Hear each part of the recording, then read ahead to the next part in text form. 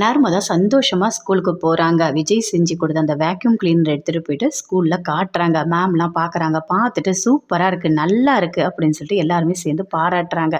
School விட்டு வராங்க. வரும்போது குமரன் கேட்குறாரு, ஆமாம் காலைல எதுவும் ப்ராஜெக்ட்லாம் பண்ண வேண்டாம், நான் வந்து சொல்கிறேன்னு சொன்னேன் என்ன அப்படின்னு சொல்லிட்டு நர்மதா கிட்ட கேட்குறாரு.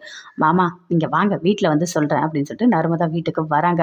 காவேரியும் ரொம்ப ஆவலாக இருக்காங்க. எங்கே நர்மதா வந்துட்டாளா அப்படின்னு சொல்லிட்டு. வந்துட்டா. 2 பேருமே கூட்டிகிட்டு தனியாக போகிறாங்க. ஆமா நர்மதா, நீ என்ன சொன்ன?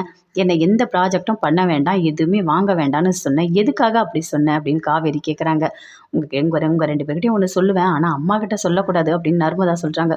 அதெல்லாம் சொல்ல மாட்டோம் சொல்லு அப்படின்னு சொல்லிட்டு காவேரி, குமரன் 2 பேருமே கேட்குறாங்க. இல்லை வேக்யூம் கிளீனரு மாமா செஞ்சு கொடுத்துட்டாரு விஜய் மாமா அப்படின்னு சொல்கிறாங்க. நர்மதா அதை கேட்டோடனே 2 பேருமே அப்படியே பார்க்குறாங்க. எப்படி நீ சொல்லவே இல்லை அப்படின்னு காவேரி சொல்கிறாங்க. நீங்கள் வரத்துக்கு முன்னாடி அவர் என் பேக்கில் வச்சுட்டாரு, நான் எடுத்துகிட்டு போயிட்டு ஸ்கூலில் காமிச்சேன். எல்லாருமே சூப்பராக இருக்குன்னு சொல்லி என்னை பாராட்டினாங்க தெரியுமா அப்படின்னு சொல்லிட்டு நர்மதா சொல்கிறாங்க. என்ன நர்மதா, இது அம்மாவுக்கு தெரிஞ்சால் என்ன ஆகும் அப்படின்னு காவேரி சொல்கிறாங்க. அம்மா கிட்ட சொல்லிடாதக்கா, எதுவும் பண்ணிடாதக்கா அப்படின்னு சொல்லிட்டு நர்மதா சொல்கிறாங்க. சரி போ அப்படின்னு சொல்கிறாங்க. அங்கேருந்து நர்மதா போகிறாங்க. காவேரி ரொம்ப சந்தோஷப்படுறாங்க. விஜய் வந்துட்டு வேக்யூம் கிளீனரை செஞ்சு கரெக்டான டைமில் கொடுத்துருக்காரு. ஆனால் என்கிட்ட ஒரு வார்த்தை கூட சொல்லவே இல்லை அப்படின்னு சொல்லிட்டு பயங்கரமாக சந்தோஷப்படுறாங்க. குமரன் ஒரு மனசுக்குள்ளே சந்தோஷப்படுறாரு. பரவாயில்ல விஜய் தேவையான எல்லாமே செஞ்சு கொடுத்துருக்காரு. நர்மதாவை எந்த வகையிலையும் கஷ்டப்படுத்தலை அப்படின்னு சொல்லிட்டு ரொம்ப சந்தோஷமாக 2 பேருமே சேர்ந்து போகிறாங்க.